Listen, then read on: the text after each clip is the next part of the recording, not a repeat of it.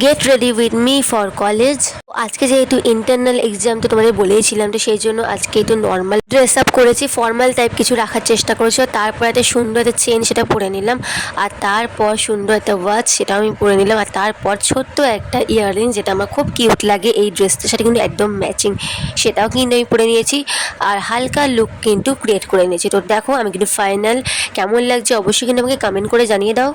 তারপর কিন্তু খুব তাড়াতাড়ি করেই চলে গেছি কলেজে, আর কলেজে পৌঁছাতেই কিন্তু কাজ করা শুরু হয়ে গেছে। ড্রেসগুলো রয়েছে সেগুলো একটু ভালো করে আয়রন করে নিয়েছি, কারণ সেগুলো একটু কুচকে কুচকে গেছিলো, কারণ একটু পরে ড্রেস আপগুলো মডেলকে পরানো হবে, তারপর শো করাবে। আমার গলার অবস্থা কিন্তু খুবই খারাপ, বুঝতেই পারছো, শরীরটা কিন্তু খুব খারাপ। তো তারপরেই দেখো সবাইকে, আর তারপর চলে আসলাম নিচে কিছু খাওয়া দাওয়া করতে।